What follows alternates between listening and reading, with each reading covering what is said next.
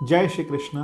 गीता का चौथा अध्याय और 8वां श्लोक, जहां भगवान अपने अवतरण का कारण बता रहे हैं कि मेरे इतने अवतार हुए हैं और इन अवतारों का कारण क्या है। तो भगवान बता रहे हैं परित्राणाय साधूनाम विनाशाय च दुष्कृताम धर्म संस्थापनार्थाय संभवामि युगे युगे। कि हे अर्जुन, मैं धर्मात्माओं की रक्षा करने के लिए, क्योंकि जो व्यक्ति धर्मात्मा होता है वो पुण्य आत्मा होता है, वो सबसे इतना लड़ नहीं सकता, तो उनकी रक्षा करने के लिए मैं जन्म लेता हूँ और दुष्टों का विनाश करने के लिए मैं जन्म लेता हूँ। इसके साथ साथ भगवान बता रहे हैं कि धर्म के सिद्धांतों को पुनः स्थापित करने के लिए मैं जन्म लेता हूँ। जब बात थी द्वापर युग की, जब कंस था, शिशुपाल था, उस समय की बात, या फिर महाभारत का समय था, उस समय समाज की दशा कोई बहुत अच्छी नहीं थी।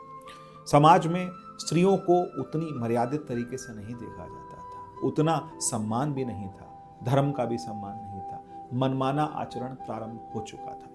ये कलयुग के प्रारंभ होने से पहले की बात है। तो उस समय भगवान ने धर्म की स्थापना के लिए, अधर्म के विनाश के लिए भगवान ने उस समय अपना जन्म लिया, अपना सृजन किया और स्वयं आकर के उन्होंने हर तरह का, अगर आप भगवान की पूरी लीला देखें शुरुआत से, तो भगवान ने कई तरह के आक्रांताओं का वध किया।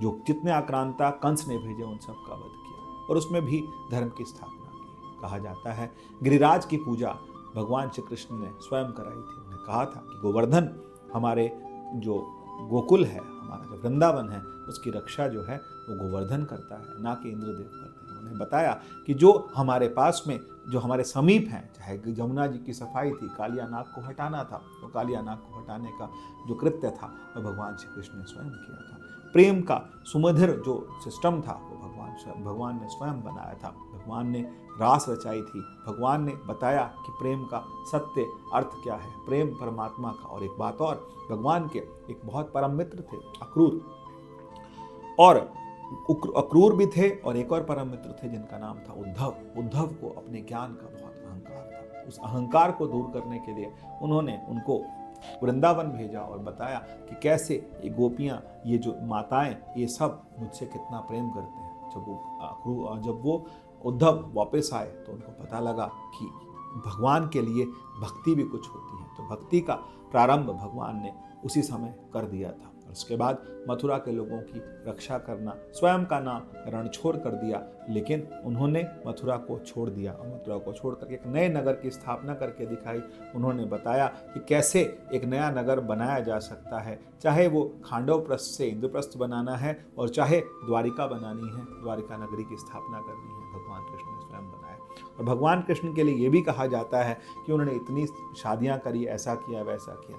जो 16,000 रानियां वो जो उठा करके लाए थे, जो बचा करके लाए थे जिनको राक्षस से, उस समय उन सब रानियों ने स्वयं अपना आत्मसमर्पण किया था भगवान श्री कृष्ण के लिए, क्योंकि उन्होंने कहा कि अब हम तुम्हें छोड़ करके और कहाँ जाएं, क्योंकि ये समाज हमें नहीं अपनाएगा, इसलिए हे कृष्ण हमें अपना लो। तो कहने की बात यह है कि भगवान ने धर्म की स्थापना करी, समाज को एक नई दिशा दी और बताया कि अधर्म का नाश उसी तरह से होता है जैसे दुर्योधन और पूरा का पूरा हस्तिनापुर के जो राज सिंहासन के लोग थे उन सब का अंत हुआ। जय श्री कृष्ण।